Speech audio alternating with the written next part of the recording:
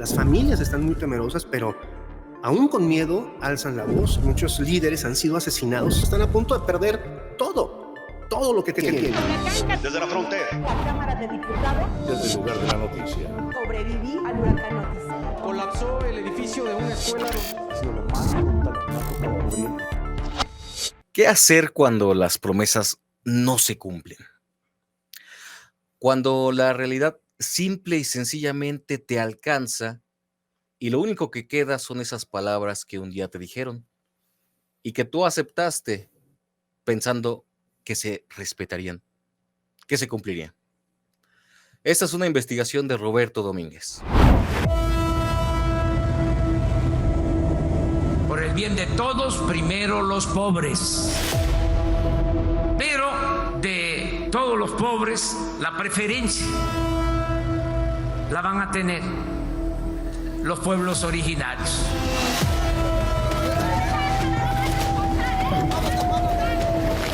Pues el gobierno se ha dedicado a eso, pues a estar engañando. Se nos quieren desalojar los marinos, nos vinieron a decir que nos iban a desalojar, porque pues aquí va a pasar una segunda vía.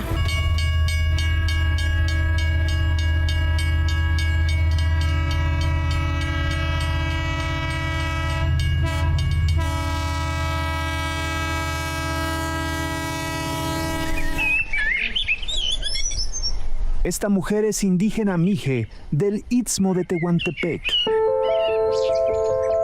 La casa que heredó de sus padres tiene más de 50 años de antigüedad.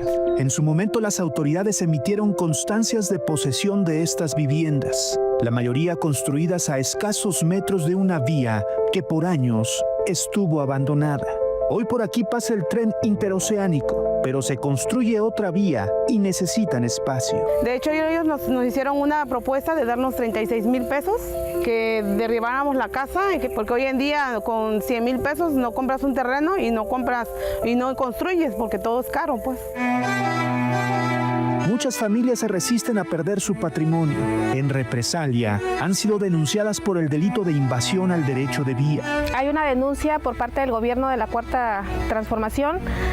Mi casa es esta. Vivimos con el miedo de que nos vayan a agarrar en cualquier momento. De lo último que nos vinieron a hacer saber, de que sí nos quitan la denuncia, pero que entreguemos el predio y no nos dan nada. Tenemos muchísimos años viviendo ahí. De un principio hubieran dicho yo, no, pues es derecho de ferrocarril, derecho de vía, están invadiendo derecho de vías. No, pues no le podemos hacer un documento. Aseguran que el hostigamiento de marinos y de civiles encapuchados es constante. Venían armados, entraron a mi casa y me dijeron que tenía yo que desalojar, muy groseros, y la verdad, pues a nosotros los civiles nos intimidan, vienen a intimidarnos. Desde 2019, la comunidad mije zapoteca se ha manifestado en contra del corredor interoceánico. Muchos han sido encarcelados. La Cuarta Transformación está criminalizando nuestros derechos como defensores ambientales y no es justo, porque se supone que la presidenta Claudia Sheinbaum dijo, este año es el año de la mujer indígena. Está dedicado el 2025 a las mujeres indígenas. ¿Y a dónde queda ese comentario si estamos viviendo una violación a los derechos, a nuestros derechos como pueblos y comunidades? Cientos de indígenas que creyeron en un cambio, que dieron su voto y que hoy a cambio lo están perdiendo todo. Roberto Domínguez, Fuerza Informativa Azteca. Bienvenidos a Detrás de los Hechos, un podcast de Fuerza Informativa Azteca, en el que analizamos las noticias más importantes a través de los ojos del periodista. Yo soy Alejandro Huitrón y el día de hoy platicaremos con Roberto Domínguez, responsable de la investigación Despojo y Represión, la verdad oculta del tren interoceánico en tierras mijes. Roberto, ahora sí, bienvenido a Detrás de los Hechos otra vez. Alex, qué gusto me da saludarte, muchas gracias por la invitación, pues muy contento de estar aquí y sobre todo pues de platicar la chamba de uno, ¿no? Que siempre es importante el hecho de platicar lo que uno hace, ¿no? Porque pues de repente en televisión, ya sabes, los tiempos, ¿no? Son muy limitados. Muy estrictos y uno cuando sale a hacer ese tipo de investigaciones, pues tiene mucho que contar, mucho material porque lo que sale al aire no es todo lo que la comunidad te platica cuando llegas Totalmente. a la zona, ¿no? Entonces, muchas gracias por la invitación. Roberto, ¿de dónde surgió esta idea de investigar sobre este tema? Pues fíjate que a mí se comunicaron conmigo a raíz de diferentes notas que hemos estado haciendo sobre justamente esto, sobre lo que con lo que tú empezaste este podcast de qué pasa cuando las promesas pues se quedan ahí y nunca se convierten en realidad. Entonces hemos estado haciendo una serie de reportajes justamente sobre eso.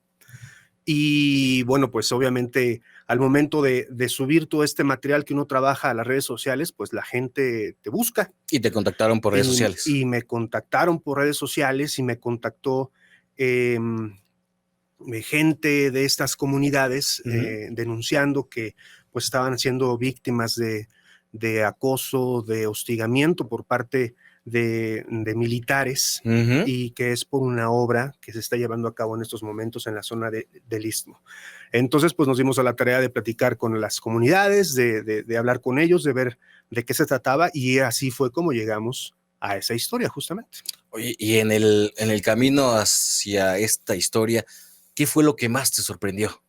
Pues mira, muchas cosas, porque para empezar, llegar a esta historia es muy complicado. ¿Por qué complicado? Por el entorno, porque la zona está enclavada en unas comunidades de difícil acceso, en la zona del Istmo de Tehuantepec. Para poder llegar a esa zona, el lugar más cercano es, digamos, aterrizar o a Oaxaca o aterrizar a Huatulco, porque tú sabrás que en Salina Cruz, que es la zona, digamos, el puerto más cercano, pues ya no hay aeropuerto, no hay vuelos comerciales. Entonces, pues una vez que decidimos aterrizar en Huatulco, ahora la cuestión es llegar a la comunidad, y llegar a la comunidad se convierte en un problema, porque pues, son caminos muy dañados.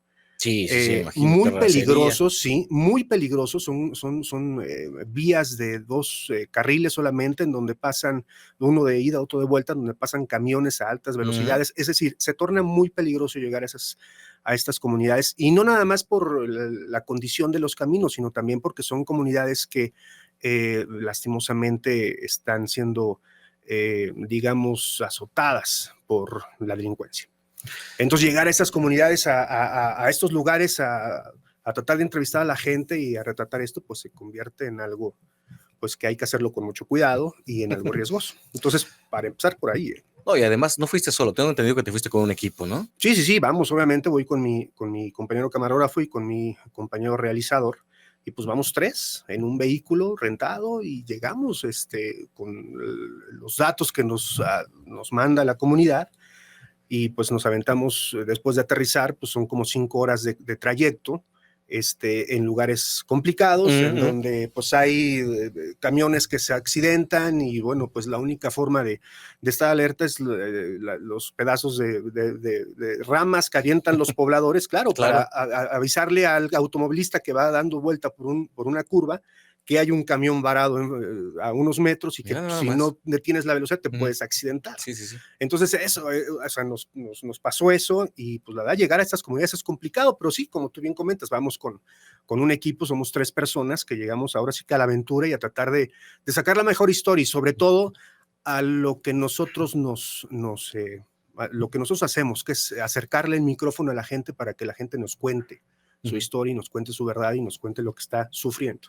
Y pensando ya en esta parte, llegas a la comunidad justamente con la intención de abrir los micrófonos para llevar pues esta demanda, ¿no?, de la comunidad. ¿Tuviste alguna dificultad para acceder a la información de la comunidad? ¿Fue complicado empezar a extraer esta información? ¿Cómo fue ya el proceso dentro de la comunidad? En realidad no. Porque ya al momento en que nosotros llegamos, pues yo ya había mantenido comunicación con ellos de por lo menos una semana antes, de que ya había hablado por teléfono con ellos, ya me habían contado, ya los había contactado después de que me mandaron un mensaje, y pues en realidad ya llegamos ya con las personas que nos iban a contar la historia. Sin embargo, la gente sí vive temerosa, y es una cosa lo que te cuentan por teléfono o lo que te cuentan en corto cuando tú llegas y te presentas y dices soy reportero de TV Azteca, y la gente empieza a hablarte con la confianza de que pues está hablando con una persona, pero es diferente lo que te cuentan a lo que ya cuando lo sientas y prendes la cámara y les pones el micrófono y empiezas a hacer la entrevista, pues ya, pues eso ya una cámara ya los intimida un poquito y ya no te platican lo mismo. Pero lo que sí te puedo decir es que si no fue complicado el momento de platicar con ellos, pues sí no es lo mismo lo que te platican, como lo decimos nosotros, off the record, que ya, exacto, que ya con una cámara, ¿no? Pero no, al realidad no fue complicado el hecho de que te contaran, porque al fin de cuentas personas que están siendo afectadas por un proyecto, por una obra, por una construcción en su patrimonio y que pues al fin de cuentas están alzando la voz y llevan ya años alzando la voz. Mira, esta comunidad, nosotros llegamos a través de la Unión de Comunidades Indígenas de la zona norte del Istmo, que es una unión, es una organización que tiene alrededor de 50 representantes de pueblos del Istmo. Son 50 municipios que desde el 2019 se están manifestando en contra de la construcción del tren interoceánico. Esta obra del corredor interoceánico que le llaman, que pretende de alguna forma conectar Coatzacoalcos con el puerto de Salina Cruz, ¿no? Para de alguna forma competirle, por así decirlo, al Canal de Panamá.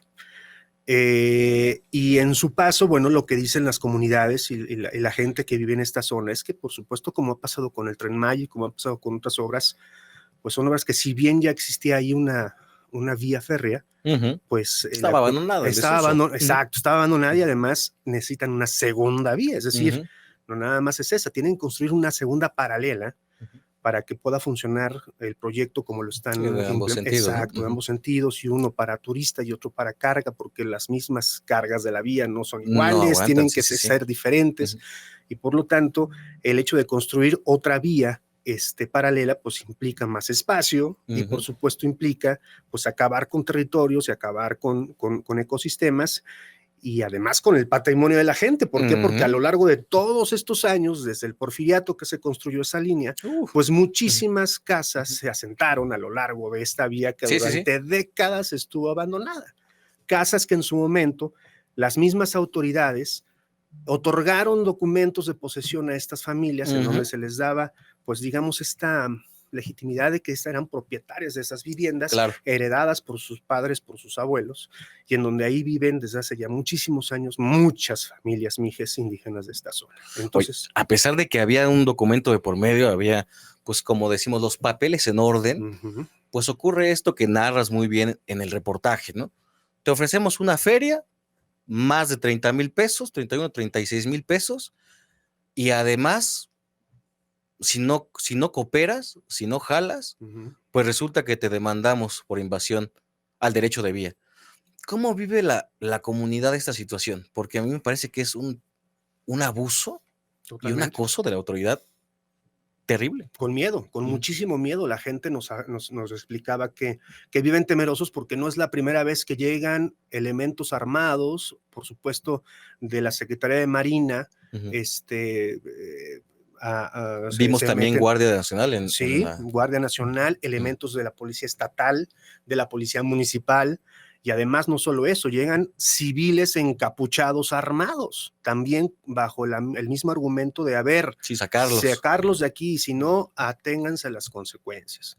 Entonces la gente de ahí vive temerosa, vive con mucho miedo, además de que, bueno, son comunidades, insisto, que han sido, digamos que azotadas por el crimen, y sobre todo estas comunidades indígenas que también pues viven con mucho miedo porque han sido criminalizadas y además atacadas por defender en otras circunstancias pues su territorio. Oye, tú sabes que estas comunidades se rigen por sus usos y costumbres, y cada vez que alguien pretende hacer alguna modificación a su territorio, pues hay que pasar por una asamblea y hay que avisarle a la gente más longeva y a los jefes, digamos, morales, la autoridad moral del mismo pueblo, que tienen esa capacidad de decidir si para el pueblo es lo mejor o no, una obra o etcétera, etcétera. ¿No? Exactamente.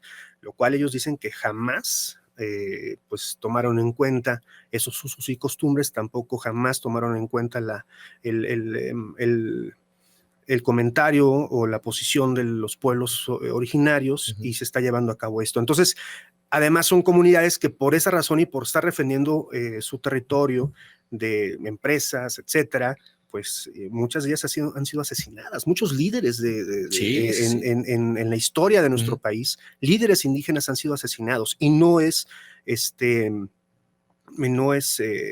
exento lo que está pasando en esta comunidad del Istmo. Muchos líderes han sido asesinados en días recientes. Incluso 2 líderes de ahí de esta comunidad, de estos municipios, fueron asesinados en enero pasado. Entonces la gente está muy temerosa, las familias están muy temerosas, pero aún con miedo alzan la voz, y aún con miedo, pues enfrente de una cámara nos dicen lo que están viviendo, y pues nos retratan esa injusticia, ¿no? De que llega la autoridad diciendo, a ver, esto va a traer progreso, pero tienes que abandonar tu propiedad. Sí, no tu casa y tu hogar. Exacto, y si no la abandonas, pues te la voy a quitar, al fin de cuentas, ¿no? Y ahorita lo que hicieron es que los están obviamente denunciando por la violación o por al derecho de vida, ¿no? Entonces, pues sí es gente que por supuesto quiere alzar la voz, y que desde luego pues confían en Fuerza Informativa Azteca, y sobre todo en TV Azteca, para pues quizá concientizar un poco a la gente, ¿no? Y que la gente se dé cuenta de que están pasando por momentos muy complicados, y que sobre todo, a decir de ellos, pues no se están haciendo las cosas como deberían, porque ellos pueden, digamos, en algún momento decir, ok, vamos a quitar de aquí nuestras viviendas, pero pues denos algo justo. Si ustedes mismos como autoridad en algún momento nos permitieron asentarnos aquí de hace muchos años, pues denos algo justo, ¿no? Otras viviendas. Y está pasando, por ejemplo, en Tabasco. Sabemos de un caso en Tabasco en donde toda una comunidad o varias comunidades fueron las quitaron de una zona. Desplazados. Fueron desplazados, es la palabra. Fueron desplazados de una zona para pasar por ahí, digamos, la segunda línea por donde va a pasar este tren, porque en teoría este tren va a tener otra segunda línea que va a conectar al Tren Maya. Entonces va a pasar por Tabasco. Y de ahí ya desplazaron a varias familias que les dieron vivienda. Pero resulta que después de varios años la vivienda, sí están en la vivienda, pero la vivienda está muy mal construida, con muchísimas deficiencias, sin servicios básicos, sin luz, sin agua, sin drenaje, etcétera, etcétera, etcétera. Entonces los quitan de una zona en donde ellos vivían desde hace mucho tiempo para darles condiciones peores de vida. Oye, Roberto, y pensando un poco en que pues tú junto con tu equipo se convirtieron en un vehículo para llevar demandas, para hacer ver las injusticias. ¿Cómo lo viven ustedes? ¿Cómo lo vivieron ustedes? ¿Fueron objeto de presiones, de advertencias? Porque pues eso se transmite y tú lo cargas, ¿no? Sí. Pues en el momento no. En el momento todo lo hacemos lo más, digamos, controlado posible para no tener ningún tipo de roce o enfrentamiento con personas que quizá no estén de acuerdo con que esto se sepa, pero sí después, posteriormente, al momento de ser publicado esto en redes sociales, pues te llueve toda cantidad de comentarios. La mayoría de ellos, pues que no se acercan a la realidad y que nada más están tratando. ¿Pero te preguntaron por la comunidad? O sea, ¿cómo? ¿Sí te preguntaron por la comunidad? No, ¿O fue otra cosa? No, bueno, sí por la comunidad, pero obviamente los ataques directos a nuestro trabajo, pues eso siempre sucede, ¿no? Ha pasado en el campo, en este momento, específicamente en este trabajo, afortunadamente no sucedió, no tuvimos ninguna cuestión, ningún roce con ninguna persona, ni con ningún grupo al momento de que llegamos a esta comunidad a denunciar esto, pero por supuesto que nos ha pasado en muchísimas otras coberturas en donde sí somos pues objeto de ataques y de muchas otras agresiones verbales y hasta físicas por estar en un lugar en donde la mayoría piensa de diferente forma, ¿no? Pero pues lo que nosotros hacemos simplemente es eso, y eso nos llena a mí en lo particular de muchísima satisfacción, el hecho de llegar, porque como yo te comentaba, cuando tú le pones una cámara a una persona que quiere dar una denuncia, se comporta diferente y te habla diferente, pero cuando tú llegas en corto con esa persona, hay muchísimas personas, y específicamente en esta comunidad, la primera señora con la que platicamos y con la que sale en este reportaje, ella nos lloró, diciéndonos, esta es la casa de mis abuelos, esta es la casa de mis padres, aquí nací yo, aquí nacieron mis hijas, aquí me casé yo, es una historia, y se puso a llorar con nosotros. Ya cuando le prendimos la cámara ya no lo hizo, pero a lo que voy, todo eso es lo que te llevas como reportero, como periodista, y todo eso es lo que de repente se pierde. Y que es que no se ve justamente. No sale en la pantalla, exactamente, pero sí te quedas tú con una idea perfecta de lo que está realmente sufriendo en el día a día estas familias que en algún momento se les prometió mejoras, progreso para su comunidad, etcétera, etcétera, y que al final de cuentas ellas en su mundo, en su día a día, pues no están viendo absolutamente nada de ese progreso al momento, sino al contrario, están a punto de perder todo lo que tienen, su patrimonio, su vida. Entonces, pues es cuando tú dices, wow, está complicado, ¿no? Estar en los zapatos de estas comunidades indígenas que pues están viendo atropellados sus derechos de esa forma, y sobre todo cuando pues la misma gente, ¿no? Y los mismos pobladores te dicen, a ver, llegan con una narrativa de que es el año de la mujer indígena, etcétera, etcétera. Entonces, pues ¿eso qué es? Eso es simplemente un comentario, ya cuando las palabras ya no tienen valor, ¿no? Cuando se dicen así, sin repercusiones. Exacto, cuando se dicen sin ningún valor y al final de cuentas no importa si es verdad. Sin compromiso. Roberto, pensando mucho en esto y te lo quiero hacer de la manera más sincera posible, ¿crees que los medios de comunicación están haciendo lo suficiente para prestar atención a este tipo de temas? No. Te lo pregunto porque todos los días parece que hay la intención de decir que estamos a toda madre, que estamos muy bien, que vamos muy bien. Y tú vienes de un lugar que no, y me acabas de decir, y también está ocurriendo del otro lado del territorio. No, nos falta muchísimo por hacer, porque la verdad es que sí, somos responsables de eso, justamente, de acercarle un micrófono a la gente que lo está sufriendo en ese momento y que lo está padeciendo, y definitivamente no estamos haciendo lo suficiente para abarcar todo. Tenemos que ser más, mucho más, porque sí se están cometiendo muchísimas injusticias actualmente en diferentes puntos, y la gente, y vamos justamente con esa narrativa, ¿no? De, pues primero los pobres, pero son los que primero están sufriendo. Sí, no, y además dijo, y de los pobres, los que tienen prioridad son los indígenas. Y vemos este tipo de casos. Son los más afectados, los más vejados, los que están siendo violados en sus derechos, los que están siendo criminalizados. Muchas de estas personas, como te decía, desde el 2019 se han estado manifestando a lo largo de la vía en el Istmo, en donde pues la gente está siendo criminalizada, o sea, te mantenían un plantón de 60 y tantos días, grupo de la Unión de Comunidades Indígenas de la zona del norte del Istmo, un plantón de 60 y tantos días, y llegaron un día un grupo de personas a desalojarlos violentamente, acusándolos precisamente de eso, de interrumpir la vía del tren, siendo que ni siquiera lo estaban interrumpiendo, estaban haciendo su manifestación a un costado. Claro. A un costado, afuera de sus viviendas, sin interrumpir el tránsito o el camino, el viaje del tren, ¿no? Sí, no hay garantizado constitucionalmente esa libre manifestación de ideas. Exactamente. Por cualquier medio. Entonces llegan, sí, con mucha violencia y atropellando sus derechos, y es gente que termina de ahí, muchos encarcelados, y siguen encarcelados, ¿no? Presos políticos que le llaman esta gente, y bueno, pues gente que por defender su patrimonio y sus tierras y sus derechos, pues terminan en la cárcel, ¿no? Roberto, me están diciendo aquí de la cabina que nos quedan unos cuantos minutos, pero sí me gustaría preguntarte esta última cosa.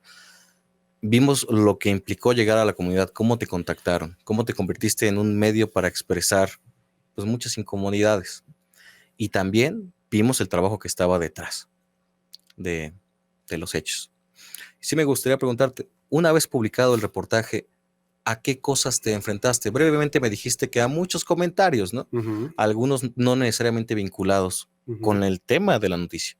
¿Pero a qué te enfrentaste? Sí, efectivamente, muchos no vinculados con el tema, pero sí nos enfrentamos a un municipio, por así decirlo, caliente, a un municipio en donde las cosas están muy complicadas, y es un lugar que ha sido desde hace ya varios años ocupado por la delincuencia organizada, y en donde es difícil pues moverse con libertad. Entonces esa precaución es la que tenemos que tomar todo el tiempo, porque sí vimos en nuestra estancia en este lugar pues la presencia de personas sospechosas, sí, exactamente, camionetas con vidrios polarizados, en donde hay pues muchos intereses por ahí de estos grupos, y en donde tenemos que tener mucho cuidado, ¿no? Tenemos que llegar a hacer nuestra historia, a platicar con la gente y a retirarnos una vez que tenemos terminado el trabajo, para no poner ni en riesgo a la gente que nos contactó, que al fin de cuentas, pues ellos viven ahí. Nosotros nos regresamos a la Ciudad de México a preparar el reportaje o a irnos a otra historia, y ellos se quedan ahí en esa zona. Entonces tampoco ni ponerlos en riesgo a ellos ni a nosotros. Entonces sí nos topamos con eso. Pero lo bueno es que de aquí salen más historias. La misma comunidad nos platicó de otros casos y de otros y de otros. Entonces vienen más historias y pretendemos regresar a la zona con otras historias que tenemos ahí también ya preparadas, de más violaciones a los derechos de la comunidad indígena en la zona del Istmo, que ha sido una comunidad muy golpeada. ¿Qué crees que pase a partir de ahora? Pues esperemos que esto, de alguna forma, la gente que lo vea, que lo escuche, pues que se crea esa conciencia de que debemos de alzar la voz, no importa el miedo, no importa nuestra condición, no importa nada, tenemos que alzar la voz. Y esa responsabilidad que tú me decías, ¿no estamos haciendo lo suficiente? Creo que no, creo que tenemos que acercar más personas a esta lucha de seguir denunciando esas promesas no cumplidas, esos puentes de progreso que nunca llegan, y cómo la gente está perdiendo todo hoy en día, y cómo vive pues, azotada por la delincuencia y por muchas otras injusticias por parte del mismo gobierno. Roberto, qué tema, la verdad es que deja muchas cosas sobre la mesa, también muchas preguntas, muchas dudas sobre lo que va a suceder con la comunidad, porque ellos se quedaron ahí con todas estas injusticias que siguen. Pero sí me gustaría que, justamente pensando en esas dudas, nos compartieras, si es así tu voluntad, que nos compartas tus redes sociales para que también otras personas te escriban, otras personas te pregunten. Por supuesto. Y esas dudas cada vez se esclarezcan de mejor manera. Claro que sí, en todas las plataformas, Beto Domínguez F, esa es mi cuenta, en todas las plataformas, Twitter, Instagram, Facebook, y ahí estoy, todos los trabajos que nosotros hacemos para TV Azteca, todo el material que nosotros creamos y producimos, ahí está el contenido, y por supuesto todos los comentarios son recibidos. Y ahí me han contactado para hacer este tipo de historias, y pues estamos ahí pendientes de cualquier otra denuncia que quieran sacar a la aire. Roberto, muchísimas gracias. Te espero de vuelta, claro. No después de mucho tiempo, como fue la última vez. Claro que sí, Alex. Muchas gracias por la invitación. Te agradezco mucho. Un gustazo estar aquí contigo. Muchas gracias, y también muchas gracias a Andrea Montoya, en los controles, y al Mau. Adiós. Vía Podcast. Encuentra todos nuestros contenidos en tu plataforma favorita y súmate a la conversación.